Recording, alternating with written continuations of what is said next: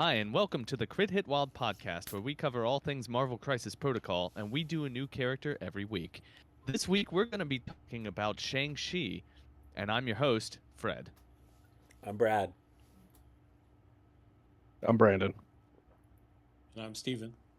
Hey, everybody, how is it going? We are all together, and we're all ready to talk about this rock star of a character.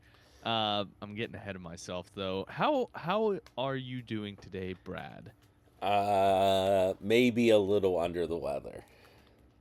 Uh-oh, that's not good to hear. How are you doing, Brandon? I'm doing all right. Enjoying time off today. Yeah, much needed. And how are you doing today, Steven? I'm doing fine. Ohio weather has struck again. It's sunshine for 15 minutes, rains for 30, sunshine for 10, rains for 40. So Oh boy, we're Yeah. in a rain delay up here at the baseball game. So Oh yuck. Okay, it's gonna do that down here too. It's just that storm system has not reached us yet. Oh well. Okay.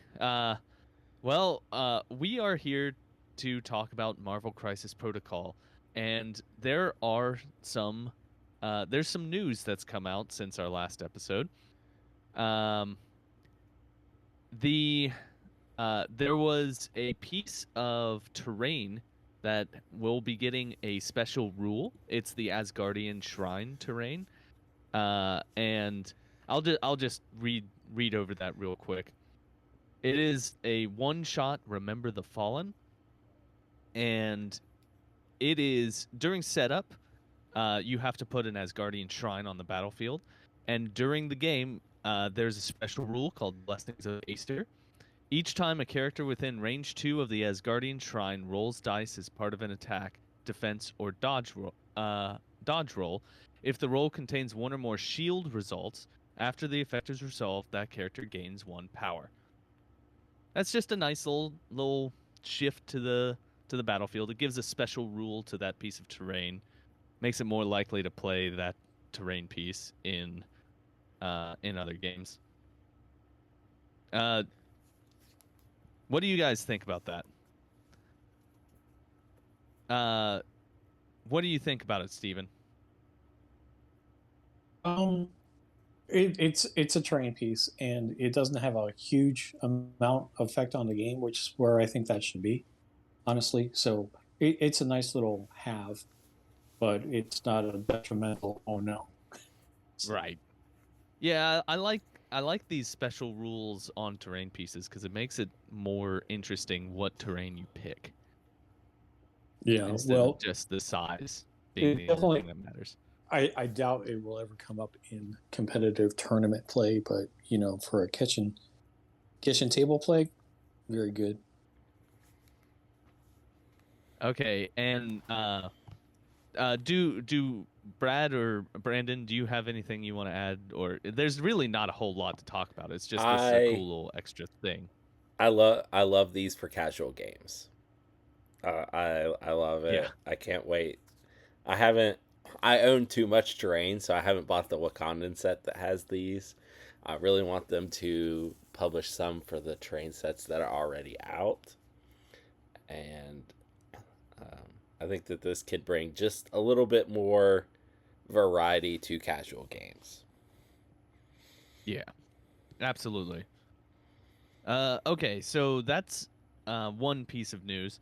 Another piece of news is that what's the date? July 18th through the 20th is Mini Stravaganza. So we're looking forward to them releasing more news then. Is there any Brad? What Yeah. usually happens during a Mini Stravaganza? Lots of painting streams, like how to painting streams and stuff. They usually do like a keynote for each of the games they're talking about. I think once that those were separate, but mostly they've been at the same time. They just do one after another and reveal upcoming stuff. And they're doing, they're only 3 games now: Shatterpoint, MCP and Legion, because they have announced the end of X-Wing and Armada development. That's right. Yeah. They're still going to support the games, but not develop anything new, I think is what they said. Anyway, sometimes there's some how to make terrain, and they've also done panels where they've talked about designing the characters and what goes into that, the thought behind that. Okay. All right. It sounds cool. It is going to overlap with one of our BECC tournaments, but I'm hoping to get some interesting news coming out of that event. Hey, speaking of which, there are some upcoming tournaments that I want to talk about. Coming up later this month on June the 29th, there will be a team tournament at Sweets and Geeks. Hey, Steven, in what ways are a team tournament different than a normal tournament? Okay. Well, you, of course, have a partner on your team, and you are allotted a roster of 14 characters, 7 characters taken by one, 7 characters taken by the other person. And the one person has 3 tactics cards, the other person has another 3 tactics cards, and the normal allotment of 3 extract and 3 secure crisis. Once you go up to the table and you determine who has priority and you flipped your secures and your extracts, the person who then determines what the threat value is, you will add 4 points to that threat value. And then one person becomes the major player and one player becomes the minor player, meaning that you split the value in half basically and add 2 points to the major player, subtract 2 points from the minor player, and then you make a list involving those characters. So let's say we had a 20-point scenario that would become 24 points. You split it in half, that's 12. And then the person who is the major player plays with 14 points from his 7 characters, and the second player would play with 10 points from his 7 characters. Oh, wow. This sounds... It's more put together than the last time I've asked you. It sounds really interesting. Right. Yeah. I wanted to give a better definition this time because you did ask me last time, and I kind of roughshod through it a little bit. So my apologies. Oh, no, that's fine. I like it. I'm looking forward to hearing about this event. You'll have to tell me everything that goes down. Yeah. Well, myself and our newest player in our group, Dan, we're taking a Spider-Foes criminal list. Oh, the other thing is you designate one leader for the list, and that is the leader for the entire game. So let's say you did Spider-Foes and somebody had Green Goblin and somebody had Doc Ock. Well, if you choose Doc Ock for your leadership, it is Doc Ock. But you could do versatile strategy to switch off if you needed to. That is legal. So. All right. I'm looking forward to hearing more. Coming up later on that same day, actually not later, the same day, there will be a tournament at Fabricators Forge in Pittsburgh, run by Bryce. So if you are in that area, head on over to Fabricators Forge. Bryce usually runs a really tight ship. It'll be a fun tournament. Okay, and then coming up in July, on July the 13th, there will be a tournament at CharCon in Charleston, West Virginia. CharCon's a local convention. It'll be a bunch of nerds there. Many of us who like MCP will be there just because we like to be at conventions that are nerd conventions. And there just so happens to be a tournament happening. So if you are interested in coming down, come on down and participate in the tournament. Then on July the 20th is the next BECC Cup tournament, and that will be at the Guard Tower West in Columbus, Ohio. That is going to be another points qualifier for the BECC. I will be there, Brad will be there, Brandon will be there, and we are going to stomp face. I fully intend to win the entire thing and get all Brad, the points. I got bad news for you. What's that? I'm not gonna win. Like the second or top rated player in Longshanks is in that community, and he's playing in that tournament. He's playing what? He's playing in that tournament. Oh, playing in that tournament. I thought you were saying who he is playing, like what No. what affiliation. I have no idea. Yeah. Oh well. I'm going in confident. I'm going in expecting to win, and then I will only be disappointed because I'm not going to win. There's no way. Let's be frank. Then I thought you were later Fred. on in what? I thought you were Fred. You're gonna be Frank now. Jeez. Okay, Dad. Okay, Dad joke. All right. Coming up on August the 2nd, there is also the Salt Lake Open, which is now a grand tournament and an LVO qualifier. So the winner of the Salt Lake Open will receive an invitation to attend LVO. So, and that is all that I have on my calendar. All right, let's move on to games that we have played recently. Does who wants to speak on games that we've played recently? Brad, I know you've had a game recently. Yeah, after your 2 games, Fred. Yeah, that's true. Uh-huh. Do you want to talk about it? How Or about do you want me to talk about You mine? should talk about your games first because they happened before mine, Fred. I actually have played 4 games since we last did a record. My first 2 were against Borka, and my second 2 were both against Aaron. My first 2 games, this was an abnormal circumstance, but the dice were absolutely in my favor in both of these games. Borka was playing. We were playing the first one at 15 points, and Borka was playing Hulk, Cosmic Ghost Rider, and Peter Quill for a Guardians of the Galaxy list, and he had Venomize on Hulk. And at one point, he Venomized twice in a turn, and I think he healed a grand total of 3 hit points between those 2 attacks. I also was blowing up my attacks, and I took out Hulk, and then the game was basically over at that point. There was no way he could recover. Then in my second game against Borka, it was much the same. I think we played at 18 points. I don't remember the exact number because this was like Monday.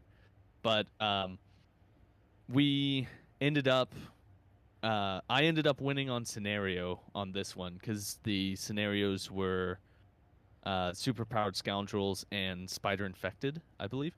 And that just favors me with that many points on the table. So I pulled out a scenario win in that circumstance. All right, so that was 2 from me. Brad, why don't you talk? I played a single game. I played against Aaron. He was playing Shield. Yes, he was playing Shield because he got a point from me killing grunts at one point. He had Nick Fury, Gwenom,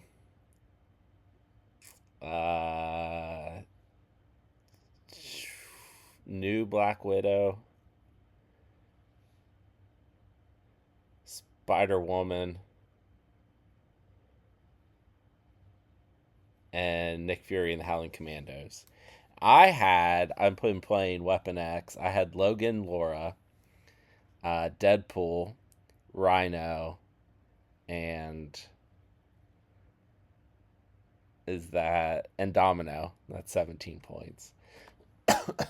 We were playing Meteors and Legacy Virus. Oh, and I had Toad. We were playing 19 points. I also had a Toad. My goal was to give Toad all 3 Legacy viruses and have him cure the Legacy virus disease. And that failed in the end. I was ahead on points after the first turn. Well, after turn 2. At the end of turn 2, I went ahead in points. And I kept ahead most of the game. Aaron did a good job of making sure the game didn't end.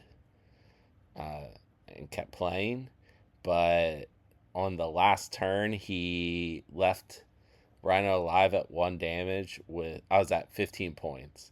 Rhino had 1 health left, and he had 2 legacy virus cures, and I double moved and then slid him into the very corner of the mat, and he sat there the rest of the turn. So there was no way he was gonna win. But he scored as many points as he could, and I ended up winning. Like, I don't know, it was like 18 to 7-6, somewhere in there. Gwenum didn't move after the first turn. I mean, Gwen can hang and bang with the best of them. She can really do some damage. Yes. She can hang and all right. bang, for sure. I don't know what listen. I was trying to come up with something off the top of my head. That's probably not a very good descriptor. All right. Well, I played a couple games against Aaron before Brad did, and in my first game against Aaron, he played it absolutely correctly. He did not give me power. He was playing shield. I was playing spider foes, and he very wise. I don't think he made an attack against Rhino in this game, and that was absolutely the right thing to do because Rhino never had power to do what he wanted to do. And this game did not go well for me. He ended up running away with it. He won something like 16-9, something. He may have had 19 points. I think it was 19-9. He won the crap out of this game. We re-racked and played again. And this time it came out as I believe it was mutant madmen and the legacy virus. He ends up curing the legacy virus round 2 because I'm bad at this game. Like he got all 3 legacy viruses round 1 because I stupidly he had Nick Fury on the table, so the first activation he got 2 of the legacy viruses, and then instead of getting the third one, which is what I absolutely should have done, I did something else. I forget what it was. It was irrelevant. It did not matter. But he went and grabbed the third one and then retreated everyone away and cured the legacy virus round 2. Now, here's the thing about him doing that. It really only netted him a grand total of 9 points the entire game doing those things, and he was then down a character.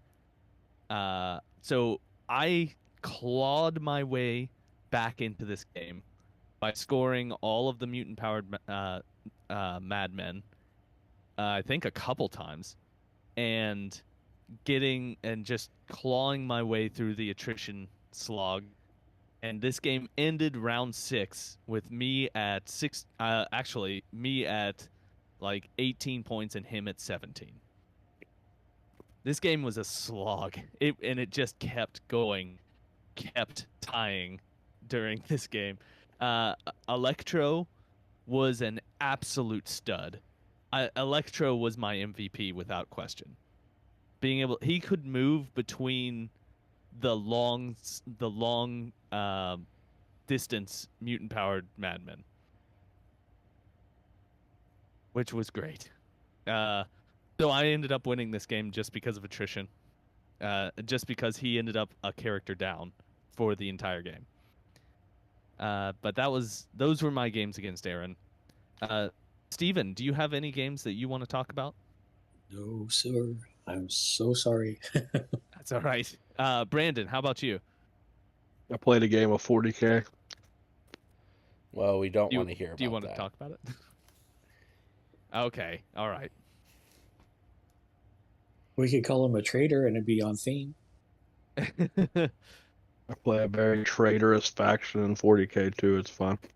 You play chaos or All right. Well, we don't want to get into 40K lore. We could be here all day. I'd rather not. Let's talk. Yeah. Let's move on. Let's move on away from the games we played recently. Hey, Brad. Oh well, no. Let's not do that. Let's do a recalibration matrix. So sometimes when we give a character score, we don't take into full effect the how they're gonna affect the meta, or sometimes the character changes, or sometimes we're just plain wrong. And when that happens, we like to come to the recalibration matrix and give them a new grade. And this week we're going to be talking about Logan. We The were Wolverine? weirdly down on him when we. Oh my God! Don't do this! Don't do this joke. That is This his joke name. Is bad. His It's gonna name is confuse everyone Logan listening. the Wolverine. Okay, Logan the Wolverine. You're correct. All right, so we are doing Logan the Wolverine. We were the folks that are still on the podcast were pretty down on him. I gave him a C, Brad gave him a C, and Brandon gave him a C minus. Jared gave him That's a B crazy. Brandon, I was the one who did the re-listen to the podcast, and Brandon said he was a good 3-point character. Yeah, He would be a good 3-point character. we were That's way not. off. Yeah, that's not a false statement. My statement very much stands. True. Yeah, we were off on that. He's really good. He is definitely worth playing. I know So, what went wrong. The person who's played. Okay, Brad, I want you to talk about this because you know Logan a lot more than any of the rest of us. Here is what went wrong. We focused too much on his downsides and not enough on his upsides. Like, we probably focused too much on the get out of my head, which inexperience doesn't come up that often. And when we probably talked about how his rerolls are really good, but you probably won't get them very often. Well, if you play him so that you will get the rerolls, they come up all the time. Yeah. Imagine that. Yeah. I mean, he hits like a truck. He hits like an absolute truck. I also think he's the type of character that you really just need to see him on the table. He's hard to visualize because he's constantly he's being placed by his attacks all the time. It's kind of similar to Rhino in that. He hits a lot harder than Rhino, though. He really does. He absolutely does a lot more work than Rhino does. Yeah. Anyone who's played against him will know what it's like. If he sees a good line, he will generate that, like he'll create it by placing himself, and then he'll hit all of them, all of the characters in the line with. How many dice is his spender, Brad? 7. With 7 die physical with rerolls. Yeah. With enough rerolls that it's gonna be devastating. The first time you beam 3 characters with the rerolls, you will realize how good he is. Because it also has Wild Pierce and Bleed, but who cares about Bleed? Hopefully they're just dead. Blade cares about Bleed. Okay, sure. That's true. I think he's great. I think he's outstanding. Steven, why don't you say some things about Logan in your experience? I've never played with him, but I have played against him. And going down to your tournaments enough, playing against Brad enough, I know how to counter him. So if you get him in the right situations, he's fantastic. Just the aforementioned character Blade. I love taking Blade into Wolverine because that's a good fight for Blade. But other than that, he's going to wreck a lot of people in the game. So yeah, do you know what he is? He's a really strong character with a really easy way to counter him. Like he is a counterable, very strong character. And if you don't have the tools to counter him, you're in trouble. Very much agreed. Yep. Brandon, What are your thoughts here? I wish he was worse than he is because he's in an expensive box that I don't think should exist. Right. His box costs something like $120 still. It's very expensive just because It's $100. it comes $100. It comes with a large terrain piece, and then as of right now, there is no way to acquire Logan or the Sabertooth Apex Predator without buying that box and that terrain piece. But Fred, you forgot the most important piece in there. What's that? The It's a motorcycle. motorcycle. True. It comes with a motorcycle. But yeah, that's the issue. It's like he is a great model, and everyone who has him had to pay $100 to play him, which is just unfortunate. They need to put a box out that's just him and Sabretooth, I think. And I doubt they will ever do that. Okay, we got to give him a recalibrated grade. So I gave him a C. I think I gave him a C minus. No, I gave him just a straight C. During our last episode on Logan, that's not enough. He needs to be a lot higher than that. I think he needs to be a B plus.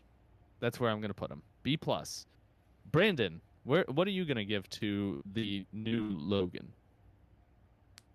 Solid B. Solid B. Steven. Wow, I'm higher than everybody. A minus actually. A minus. And Brad, what are you giving to him? Steven, you don't know if you are higher than everyone. I hadn't given a grade yet. B plus. You Oh, are that's higher than true. everybody. Yeah. B plus. I think that's he is definitely worth playing. You should be playing him if you are playing any of the mutant affiliations. He will. Actually, I'm not sure about that. But he's definitely worth having in rosters. Okay, let's move on. Hey Brad, do you have a game for us today where you're going to be able to make fun of how bad I am at knowing comic book trivia? Fred, And are you going to make me suffer for the fact that I got it all right last time? Fred, would you be relieved if I told you that I did not have time to put something together this week and you're off the hook? Well, no, it's a fun game and it's fun for the audience, but that's fine. Okay, good. If that's the because case, I have then 3 we'll... questions for you today, Fred. So here's how the game works. Oh God. I will give Fred a trivia question about Marvel Comics. If he gets it right, he gets 4 points. If he gets it wrong, he'll get a hint. That could get him 3 points if he gets it right. If he still doesn't get it right, it goes to Brandon, who gets 2 points for getting it right, and 1 point if it goes to Steven, he gets it right. He needs 8 points to win. Oh God. Any questions, Fred? Great. This character's father is a character Marvel no longer has the rights to, so they cannot mention his father by name anymore. He also once briefly fought with and against Rom the Space Knight, another character Marvel has lost the rights to. Gosh, how does Marvel lose the rights to these characters? They licensed the character from a different company for a period of time, and then that company does not choose to renew that licensing. Okay. Oh, well, I was too successful last week because I have no clue. I have no clue. It's a person who fought Rom the Space Knight, a character I've never heard of. Probably owned by the same company. Would that be Dark Horse Comics? Or DC? I don't know. I don't recognize the name at all, which makes me think it's not DC. I'm going to guess that it is Magic. That is incorrect. Okay. I said his father by name anymore. So that was a terrible guess, Fred. Yeah, it really was. Just to be clear here, Rom is owned by Hasbro. Hasbro. Yeah. Okay. He was a toy, and they went to Marvel Comics and they're like, "Can you make comics about this toy?" I'm just okay. That's nuts. All They right. did that a lot. Marvel did the GI Joe comics for a long time. They had a long relationship with Hasbro, Oh, okay. but not anymore. They actually did just get the rights to reprint ROM in a limited quantity recently, so you can buy the Romnabuy, the ROM omnibuses, and read all his stories. I have Oh. read them. They're okay. Your hint. He has taught many Marvel characters, including Domino, who he also had a brief relationship with. He's taught many characters, including Domino. So which makes me think that it's in the mutants area of things. Although that might be a bad guess. I'm gonna say, I'm gonna guess here that it's Deadpool, and that's wrong. That is wrong. Brandon, do you know who Okay. this is?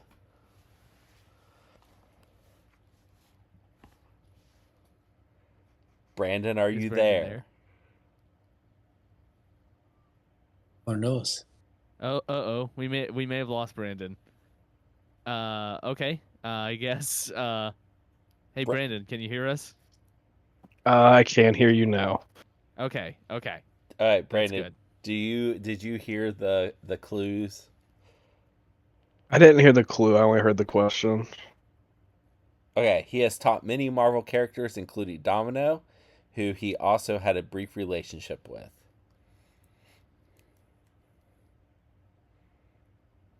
And we can't talk about his parents or his dad. His dad. His yes.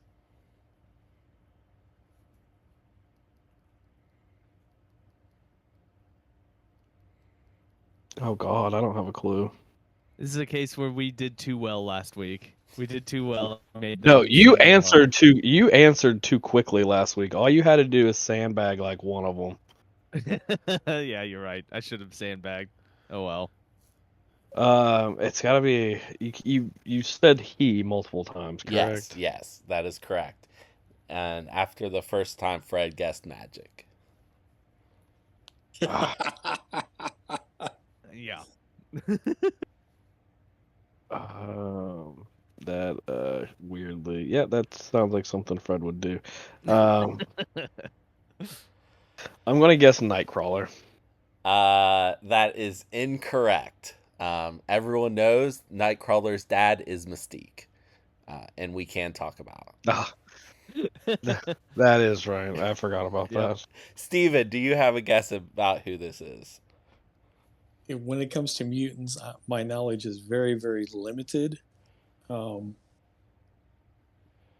oh,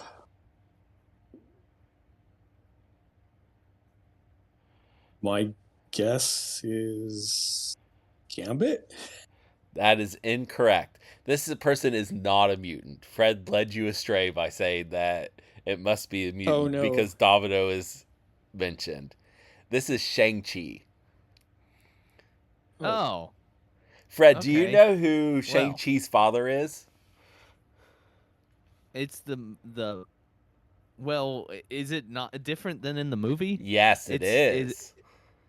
Then no, I don't know who it is. Fu Manchu. Oh. Okay. Shang-Chi Okay. is the son of Fu Manchu. Huh. They All no right longer then. have the comic rights to Fu Manchu. So they have actually very recently, I think it was after the movie, retconned his background to be more like the movie. Okay. Hey, your second question. He once slapped his wife on panel after a miscommunication between the writer and artist that was too late to fix by the time they got the art. Oh no. What? Okay, so he once slapped his wife and I'm assuming this is going to be in the older area because of they couldn't change things. It's an older comic. Uh who would hit his wife? Oh, and it's because of a mistake. A printing error. Is it the Punisher? No, that would be awful. Your hint. Hey Brad, can you hear me? Yes.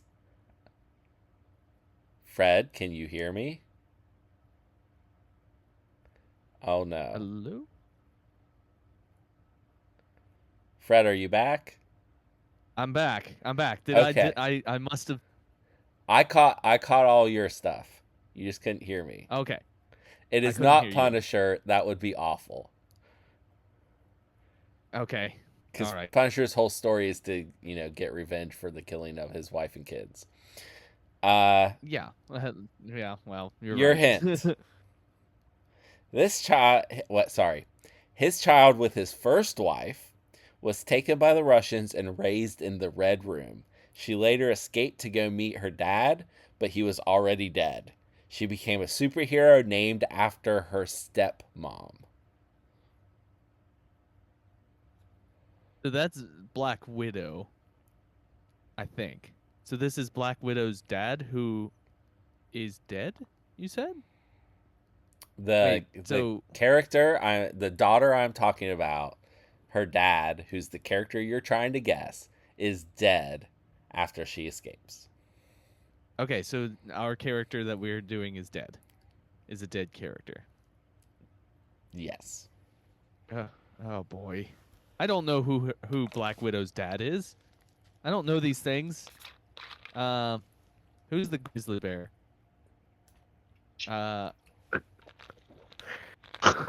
bear guy is my guess. The guy from the Winter Guard who's a bear. Ursa Major. Ursa Major. It is not Ursa Major. Brandon, do you have a guess? Is it you said it's Black Widow's dad? Or alright. I need to know if Fred's just making shit up when he said it's Black Widow's dad, or is that like a real thing? I did not say anything about Black Widow. Fred, where the fuck are you getting your information from? Well, I've already guessed. Brad said the Red Room. All right. Brad did say that the daughter was raised in the Red Room.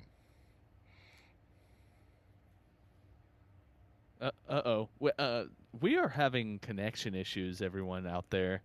I believe I think it's Discord. I don't think it's us. I do. I think Discord is messing up. There's something wrong with Discord. All right. But okay. Brandon, do you have a guess? But for the record, the father figure of Black Widow is Red Guardian, so I don't know what the fuck Fred was guessing, but that's the answer I'm going to guess to suffice to his answer of Ursa Major. All right. Red Guardian is incorrect. And the Red Guardian we have in the game is not the Red Guardian you're thinking of. Okay. Steven, do you have a guess? I'm going to fail it. I'm going to fail again. Boy.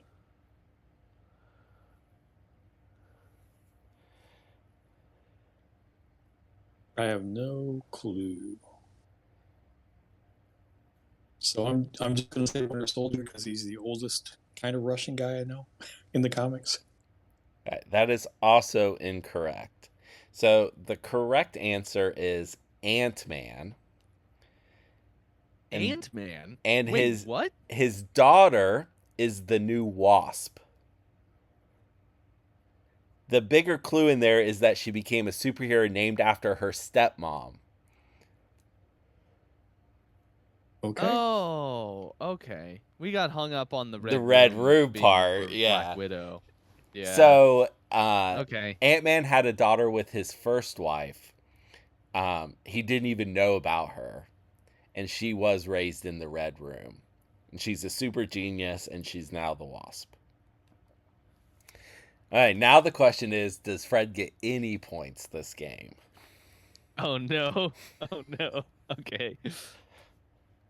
All right, your next question, Fred, is this is the only superhero that has ever canonically beat Doctor Doom. Squirrel Girl. Squirrel Girl is the answer.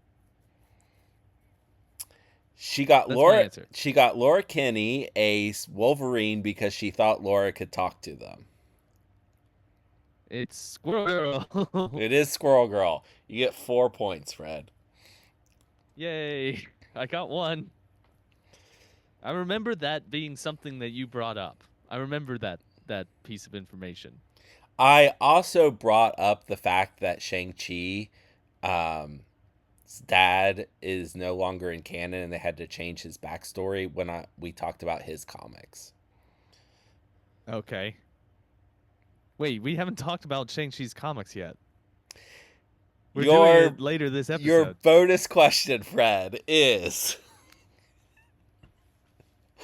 what do these characters have in common? This is worth 4 points. Shang-Chi, Squirrel Girl, and whatever the second one was. Ant-Man. God, Ant-Man. Fred. Why can I never remember the middle one? Okay, what do they have in common? Are they all Avengers? Is Shang-Chi an Avenger? We don't know. Shang-Chi has been an Avenger in the comics. I'm going to say Avengers. That's correct. He has been an Avenger. Okay. Well, that's my answer. That's correct, Fred. I already said that. Okay. All right. Excellent. So I got, what, 5 points out of the necessary 8? No, that bonus was worth 4. Oh, okay. I could never get a grip on the rules. Fred, it's very simple. The bonus question's always worth however many points you need to win. Well, thank you. Much appreciated. All right, well, let's move on to the character that we are here to go over today. And that is Shang-Chi, otherwise known as, and it is loading, Shang-Chi. It's Shang-Chi is his also known as. His defenses are 4 physical, 3 energy, and 4 mystic. He has 5 stamina on his front and 6 on his back, and I am salty about it. He is a threat value of 4, size 2, and a movement speed of medium. Hey, Brad, why don't you do his attacks?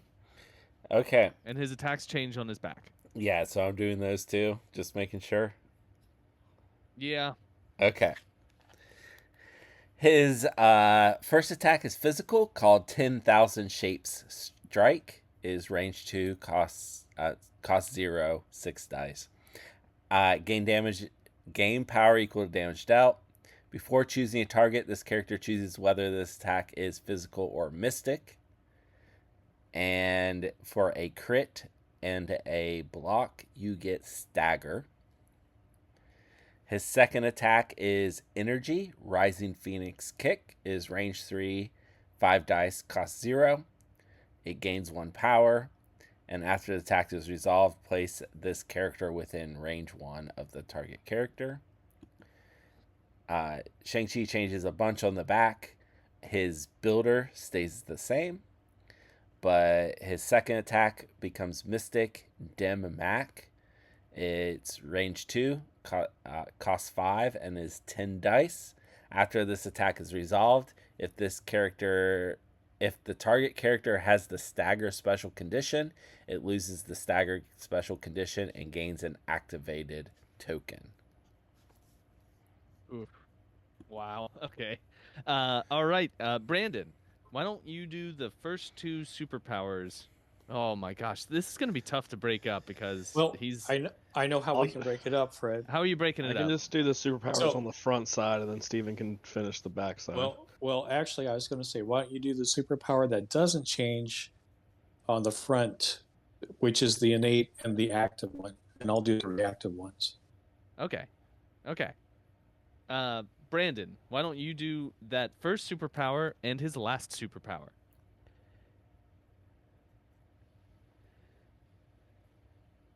Uh-oh, did we The lose Brandon first, again? Oh, the no, there first he and the is. last one, and not the second one. Correct. Because those two don't change. I'm limiting your reading. Okay. He's having trouble hearing us, I think. Yeah, I'm having trouble hearing. So you want me to read the superpowers on the front side? That's what I'm going I to read. want you to read Hidden Flower Under the Leaves and Supreme Martial Artist. I'm just going to read the front side. I don't really care what Fred says. All right, the first one's an active superpower, Hidden Flowers Under the Leaves for 2 power. It's an action. This character makes a move action followed by 10,000 shaped strike attack. This superpower can only be used once per turn. The next is reactive. Dragon chases its tail for 2 power. After an attack against this character is resolved, if the attacking character is within 2 of this character did not suffer damage from the attack, the character may use this superpower, throw the enemy character short. For another reactive for 1 power, 5 elements fist. When this character makes a 10,000 shaped strike attack, after the attack is resolved, it may use this superpower. Choose one of the following effects: flow like water. This character advances short. 1-inch punch. Choose an enemy character within 2 and a size 3 of less. Push it away short. If it contacts a character or train feature during its push, it gains the stun special condition. And he has Supreme Martial Artist. When this character is defending against an attack that is targeting it within 3, this character adds blanks in his defense rolls to his total successes.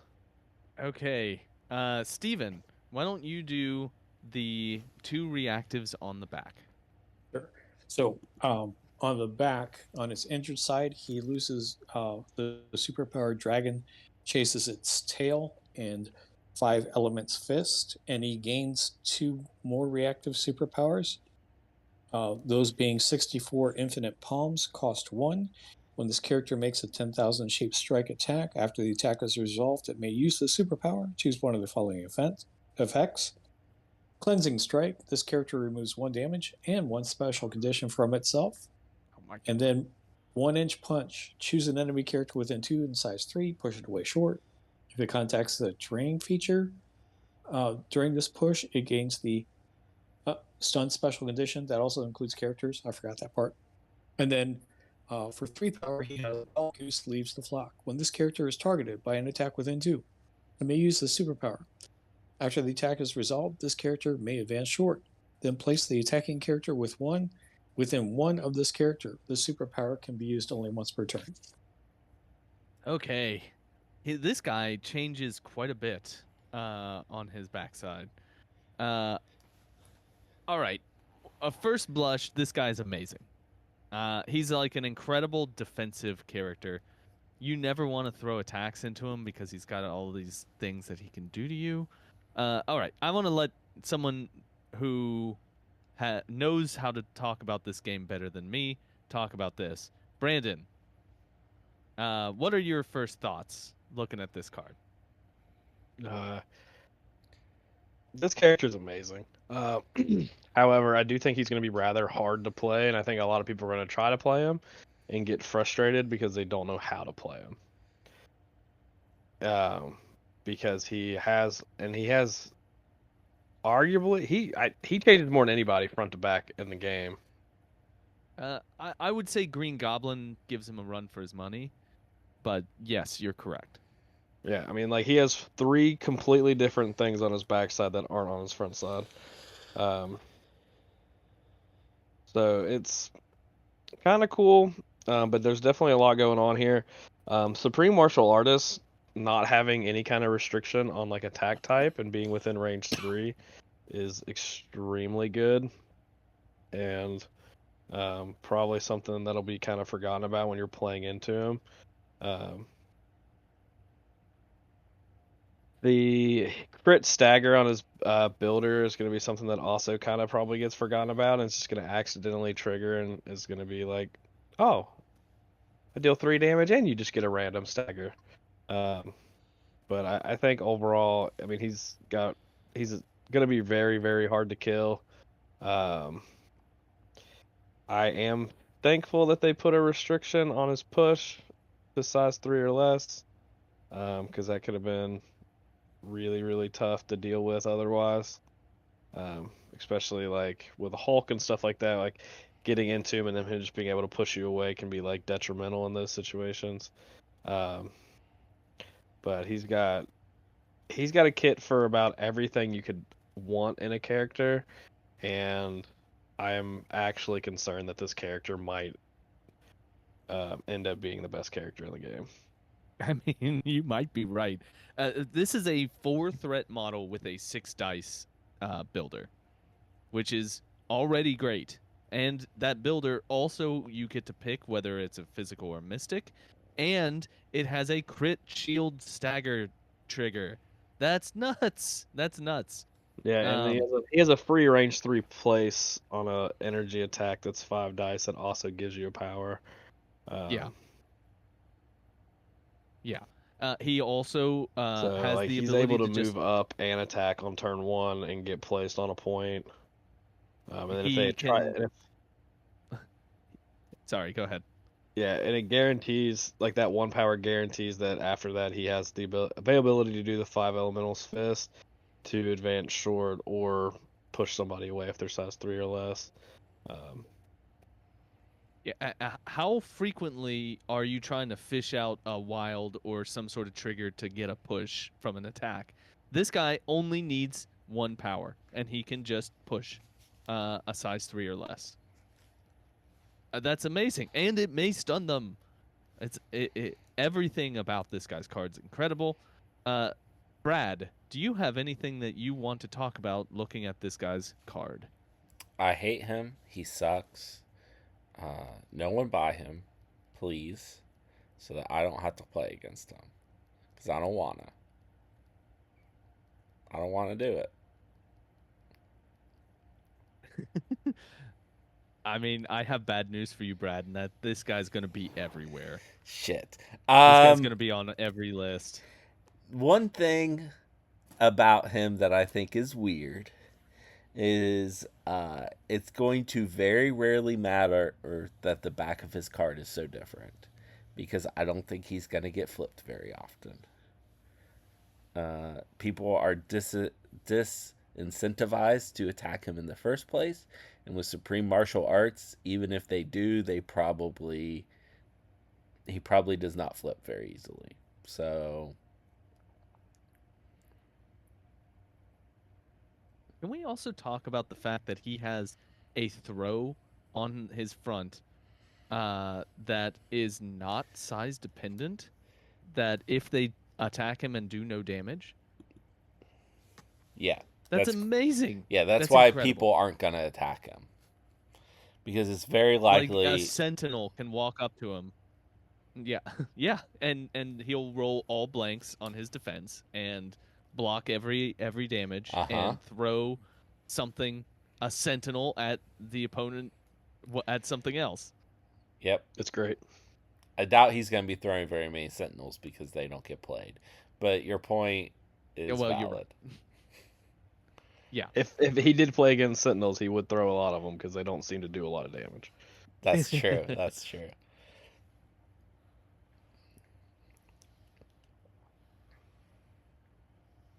Okay, Steven, what are your thoughts here on Shang-Chi? Unlike Brad, I am glad he is coming to the game. And this is the reason why. Is because if he's going to be so popular, then people are going to have to dust off some old models to deal with him. And I'm specifically talking about range 4 and range 5 characters who can just pick him off very easily. And also characters who give out the stun condition. Because he will not like stun. That's fair. That's true. He is going to want his power. He may be a little bit on the side of power starved. Stun and on root. The backside, he just removes stun and root and whatever you want to put on him. That's true. He has cleansing strike. Right, but he has to be within range 2. Hence, you have Hawkeye and all those guys putting things on him. And it doesn't matter. Yeah. I mean, there is play around him, is what I'm saying. Okay. You're right. You're correct. There are ways around, like Electro and Green Goblin are both gonna shoot him off the table. hmm But I like that, like I said, because it gives people a chance to think, oh gosh, my Rhino can't take out this guy, or my Juggernaut can't take out this guy, so on and so forth. Or Logan the Wolverine can't take out this guy. How am I going to deal with him? Right. Mm-hmm.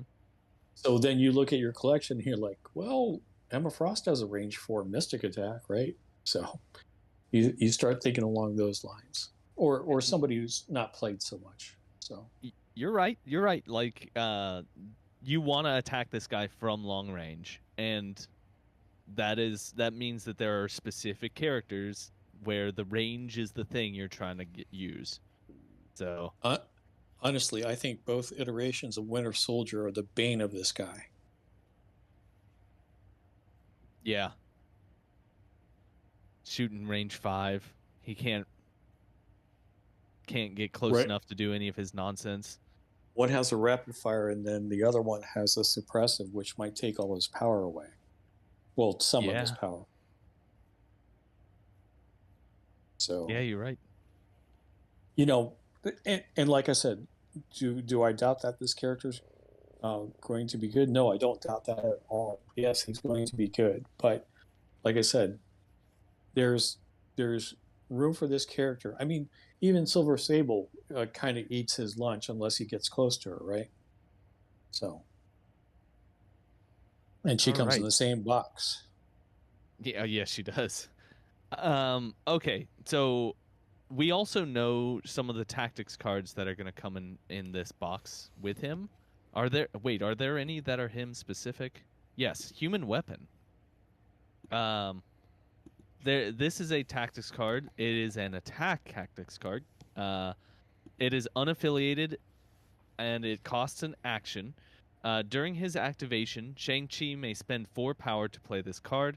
This character advances its speed, then makes the attack shown above.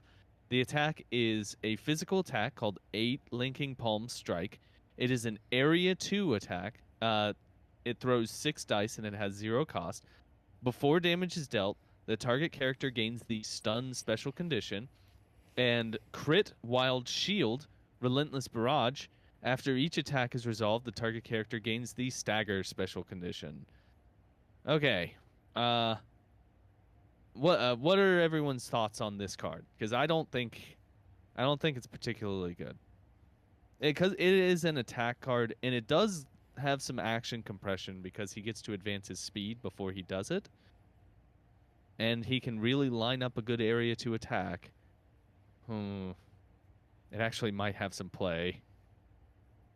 All right. Well, what do you guys think? What do you think, Brad? It's an attack card. It's probably not going to get played. Yeah. Brandon, what are your thoughts? With under the defender's leadership, you can get a reroll on each of those area attacks, so it might be worth considering, but it's probably not good enough. Okay. Steven? I actually disagree. I actually think it's a good card. Okay. An area 2 attack that you can kind of designate where that area 2 is going to be instead of standing where you are, and then possibly, well, guaranteed 1 condition, but possibly 2 for 4 power. I think that's worth it. I mean, I think that this is on the upper end of usable attack cards. It's just the question is, do you have the space in your roster to take this card? And it's questionable. I missed one that's earlier. Sorry about that, Brad. But okay. That is the human weapon card. There's one that's higher up in the alphabetical order called Chi Mastery. It is an unaffiliated reactive card. When Shang-Chi makes an attack, during the modified dice step of the attack, he may spend 3 power to play this card. Shang-Chi may change 2 results in either the attack or defense roll to any other result. Goodness gracious. You've got to be kidding me. Well, this is a good card. or at least it seems like it on first blush. What do you think about this card, Steven? Oh, this is definitely more playable than the last one. That's for Yeah, sure. yeah, a lot more playable. That's a good. This is a good card. Yeah. So I mean, you can his in order to get a stagger on his builder, you need a crit and a shield. You can just make it happen. You can just do it. You can spend 3 power and you just auto stagger somebody. If you are you, flipped and you have 8 power and you're within range 2 of a target, you can do a chi mastery builder attack and then spend 5 power and do a dim mock attack, and they don't even get to activate that activation because you guarantee that they're going to be staggered. Fred, you're overthinking it. Yeah, I know. I know. You're That's what I do. overthinking it. That's what I do best. Okay. Make your opponent have 2 skulls in their defense roll if they don't count skulls. That's the best thing to do. I think a stagger is probably better than that. Yeah. He may change in either the attack or defense roll to any other rules. I didn't even think about that. He can affect the opponent's rolls. Mm-hmm. Oh my god. Okay. All right. Well, Brad, what are your thoughts here? This card might actually be worth playing. Like, it's pretty I good. think it's absolutely worth playing. Well, 5 cards is not very many cards, Fred. I know. So, like, it gets tough. Defenders don't have all that many though. Sure. So I think this will see some I do play. now. Yeah. This is a good card. Brandon, what are your thoughts? It's if I can pay 3 power to guarantee 2 damage, I'm probably gonna do it anytime I can. Yeah. Yeah. This is a good card. All right. Well, I think that those are the only him specific tactics cards. Do we know what affiliations he's going to be in officially? I don't think we do. I don't. I think we're so. assuming defenders, that is a very likely one. We otherwise don't know what affiliations he's going to be in. Not yet, anyway. So, who knows? We'll find out eventually. We need to give him a letter grade. So this guy rocks. This guy's incredible. Even, I think he's gonna be in a bunch of lists. I think he's gonna be splashed all over the place.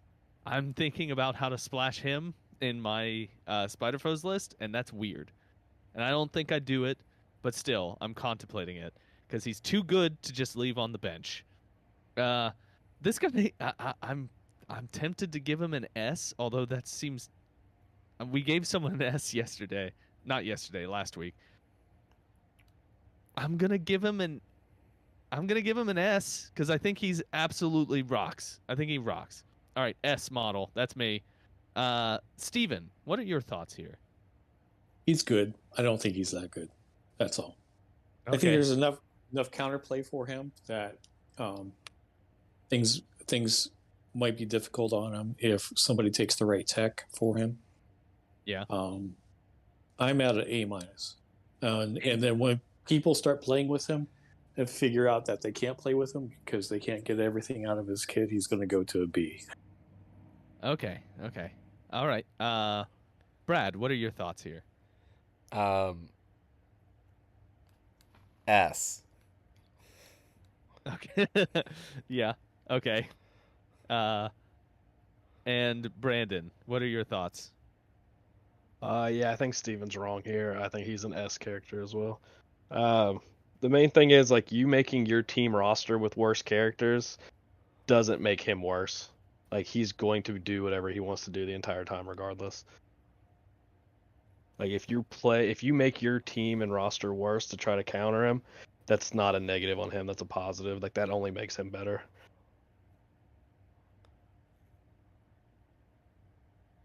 Okay. So I think that we are all very up on this character. This guy and Namor together, both being in Defenders or likely being in Defenders, we don't know for certain.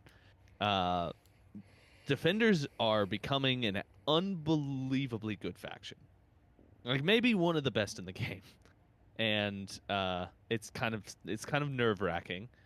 Um, I imagine this guy under Daredevil's leadership. It would just be broken as could be. And it's something that everyone is going to have to deal with because it's going to happen a lot in this game. All right, let's move on. Let's move on. This character's too good to talk about anymore.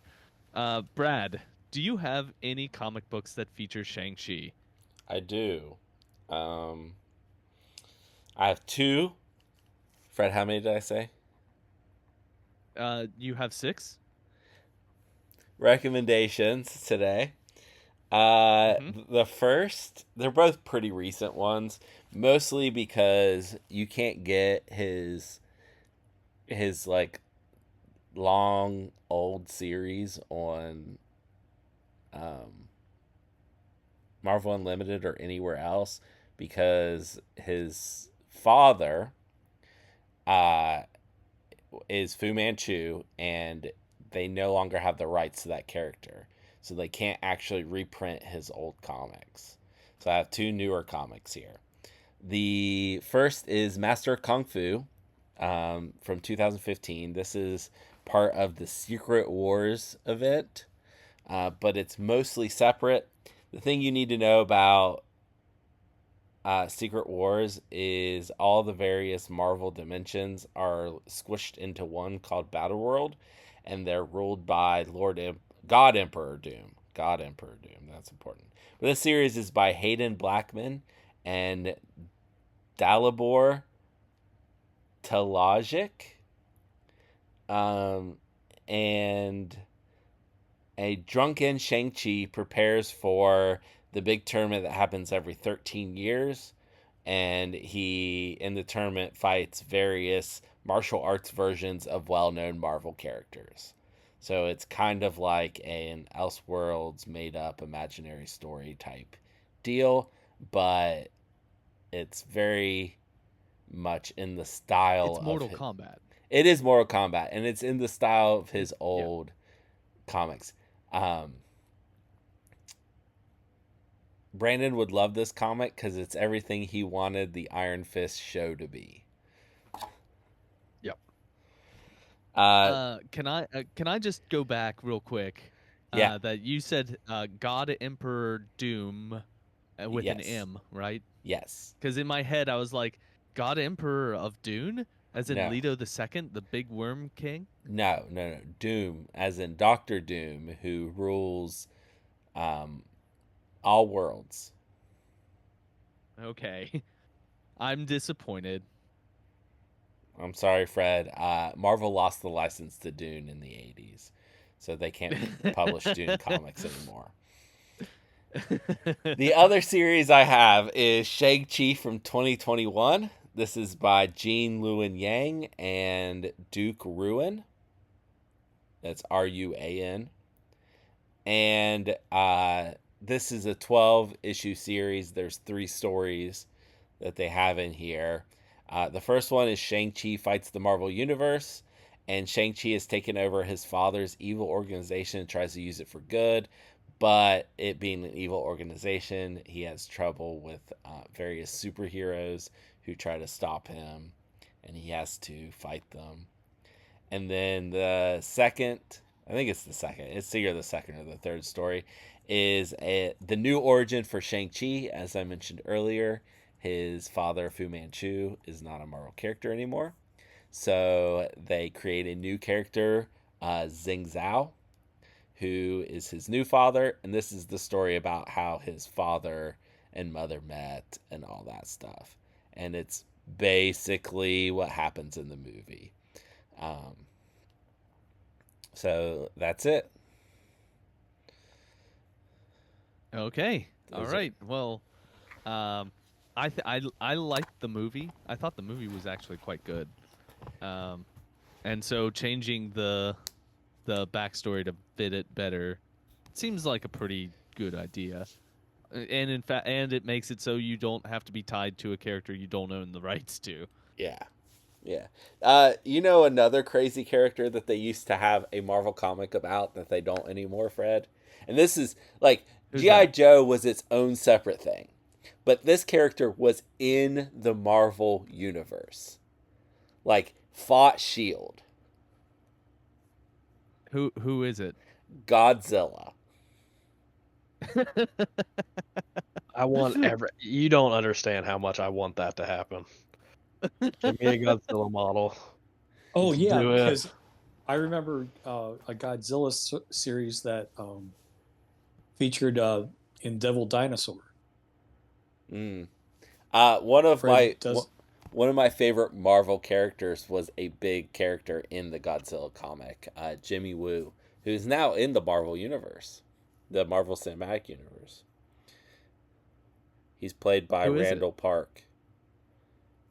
Oh, You know, Brad okay. has seen that character at least, or Fred's seen that character at least 10 times and had no idea who it was. yeah, Yeah, yeah, correct. he's Jim from The Office, Randall Park, Yes. and That's a good just- joke for the record. I get it. I just found out, Fred, that there was a Marvel comic pitched, but the legal team at Marvel said absolutely not. So, the pitch of the comic was that Deadpool has to travel through time and make sure that other characters, other Marvel characters, do the things that the non-licensed characters did, so that continuity still makes sense even though those characters aren't around anymore.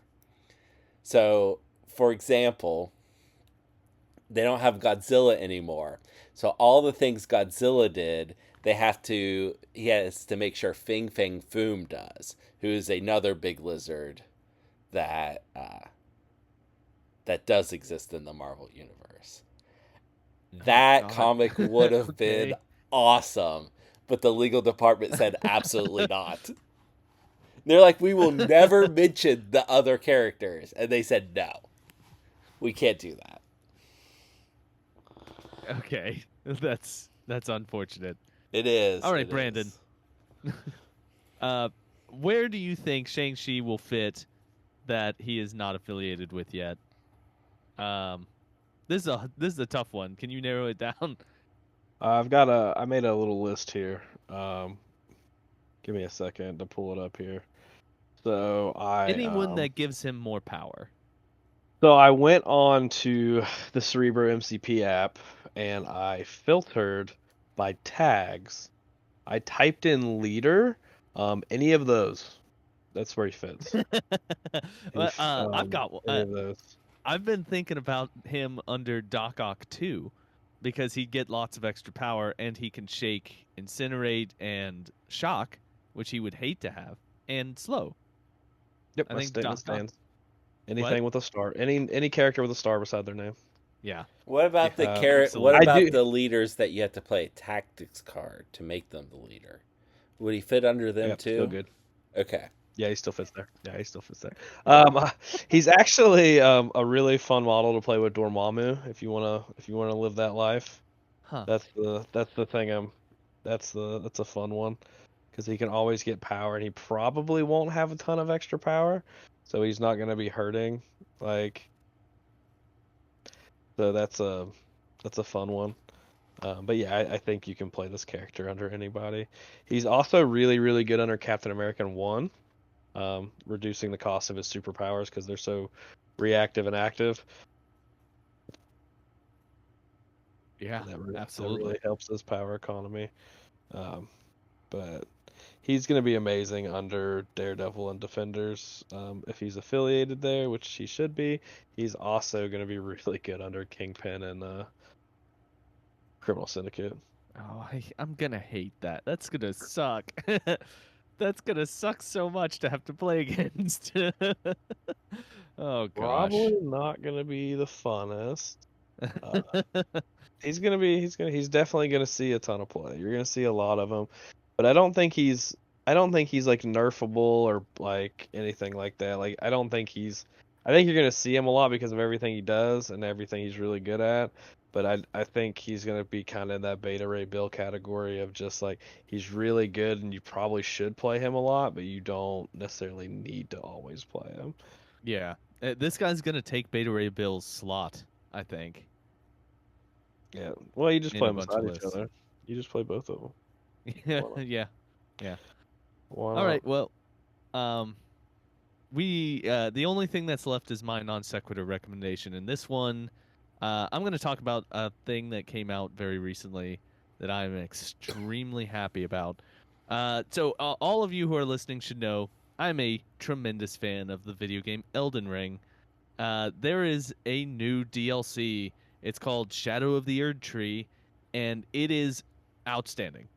I can't believe that they somehow managed to iterate on Elden Ring, add another zone that is huge, ginormous, and it plays different enough to be feel like its own game.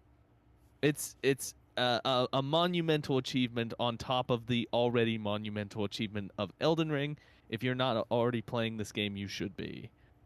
Uh, yeah, that is my recommendation right now. Is Shadow of the Erd Tree, the DLC for Elden Ring. And that is it for our show today. Everyone should go out and buy Shang-Chi the moment that he comes out because he's going to be in everybody's list. And thank you for joining us. Thank you for listening, everyone out there, and have yourself a wonderful rest of the week because this is coming out on Monday. All right, thank you. Goodbye.